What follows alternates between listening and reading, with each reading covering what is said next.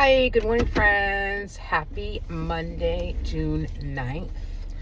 So, I know my budget community will appreciate this, but there's nothing like tracking your spending either as you're doing it, which I know can be hard. I mean, if you're out and about on a Saturday and you have errands to do and you're going grocery shopping or, getting gas, etc., it's tough to just come home and, especially if you have a family and you're running around like a chaos coordinator that we all are, to track it right away. But then Monday morning, so just a few minutes ago, I just went in and on my tracking sheet in my Budget Mom Paycheck Workbook, I went in and I tracked what was spent this weekend and set categories for it. So it's not just writing it down, okay, we spent $90 on Saturday for yard stuff, but it was also what category is that? And for us, that would be yard category, because I do have a savings account for yard. So it's just a great feeling to track it. And then in my mind, the first thing I said to myself was no spending today. So my husband and I have Gracie's IEP. So for those who have kids that have IEPs, you know what I'm talking about. It's individualized education planning. So it's an individualized education planning meeting with the team. Oh boy, I wish they would almost call it something else, but that's okay. Like, so her teachers, her OT, PT, speech therapists all get together, and we have a meeting once a year to, put a education plan together, individualized, obviously, for Grace. So that's today at noon. I'm the one that asked for it in person because, let's be honest, there's nothing like being in person and being able to, express oneself. I don't have any qualms going into it. I've kind of given up on all that. I am disappointed that, for the last year that Grace, we tried the typical high school, and I don't think the administration from my district, our school district, was in support of it 100%. I think they did it because the squeaky wheel mom got the grease. But I'm disappointed that even since that meeting, there's been no reach out to say, hey, this is coming up at the high school, let's try this. Hey, can your PCA bring her in the afternoon to try this? So I will probably say something to that effect, but at this point I'm not really encouraged or motivated, and maybe I'll say that as well, so they know where I'm coming from as a parent with a special needs kid. I'm not encouraged to say, hey, let me help bring back my child to the district. No. I'd rather, there's different things that different high schools, I don't know where everyone's from. Maybe you guys, your state does the same, but it's school choice. My district in Fairhaven is not into doing school choice, because then the money follows the kid. That means that if my son wants to go to another school out of the district, if our district is school choice, then he has that choice to go there. And for the most part, our school district doesn't want to do that, because then they have to pay for that student to go elsewhere. They'd rather keep the money in-house. Whatever. I really think it should be a school choice, but maybe, the only reason why I'd want it to be school choice at this point for my daughter is because she is special ed, and maybe that means that if our district is school choice and she goes to a different school anyway, so just keep that in mind. She goes to a different school that is not in our district or our town. She does not go to the high school in my town. That's where this whole thing started. So she goes already out of district. She's in an out of district placement and at a high school in another town.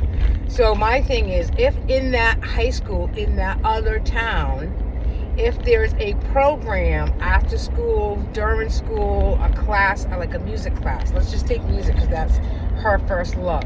So say there's a music class. Can she be a part of that class? And the answer is no.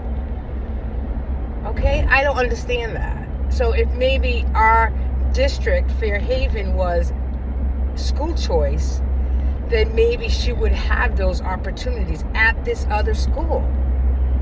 Because again, we tried to get her involved in the school that's in our district, in the Fairhaven school, and it didn't work out. And it's not because of us or because of Grace, but I think it was more on the administration that it didn't work out. So I hope that makes sense to some people out there, like the special ed world. It would probably make more sense to the special ed world. But even kids that are on like 504 plan, I think it's 504 plan Bs, or even like minimal, support, kids that need that minimal support in school through a plan, through a written plan, I don't know. Okay, it's not a complaint, it's just a ramble, but that's what's going on today. So, say a prayer. It's at noon. Say a prayer for me that, I can express, my prayer for myself is that I can express myself without crying. And those that are always involved in IEPs, you know where I'm coming from. But I feel strong now, like I don't feel teary-eyed saying what I just said, so I doubt I will be crying. But, I want that strength to obviously do it without crying and do it with conviction. This is my daughter you're talking about. This is my daughter that doesn't have the same. This is what's wrong with special education. You're supposed to educate my daughter the same as any typical student, and you don't. And if you think you are, you're not. End of subject. I'll stop there. I'll let you guys know on Wednesday how it went. I'm sure it'll be fine. It's her 3-year evaluation as well, and everything came back that she's thriving, she's doing well, she's confident, she's grown so much in 3 years. So I couldn't be happier as a mom. We just, as special need moms, we all get a little nervous and teary-eyed about what the future's to bring. But something, every day is a gift. And I know that from my micro preemie to right now, it's a gift. I even actually had them, I want them, I don't know if they did, but I want them to change some language in the 3-year evaluation. Because the therapist just cut and paste from 3 years ago, and I asked for that to be corrected 3 years ago. It kind of says what her medical background information is. And I find, like, if you're going to put all this negative stuff from her, from her medical information when she was a child, when she was a baby and first born, then put that she was a micro preemie, born at 1 pound 13 ounces. Because that's a statement right there. That's a statement right there, instead of putting all this other stuff. I would rather it just be consistent across the board with all the evaluations. One simple sentence. Grace's diagnosis is XXXX, period. Done. That's all it should need to say. The medical background of her, having lung disease, not lung disease, but, like chronic lung, blah, blah, blah. Come on. That was when she was born. Yes, she was on oxygen when she was born at 27 weeks. Okay. I know, I feel like I'm going off on a tangent when I bring this stuff up, so I don't want to be Tangent Monday. Tangent Monday might be my, but okay, so that's that. All right. So, anyways, I know my conversation is all over the place. It started with the budget thing and being on track with, my finances into today, what's happening today. But then I'm going to go home, and I'm going to, after that meeting, I'm going to go home, and I'm going to, I guess my point with the money and transitioning to that meeting was that it would have been nice if my husband and I could go for lunch, like after, unless the business is paying for it. I'm not even going to suggest it, because honestly, I have so many minutes to do. I'd rather get it done this afternoon and be able to sit on the deck for like 15 minutes in the sun than to, go to lunch and, waste an hour. I mean, I do have a lot of minutes to do, and I really need to get caught up on that.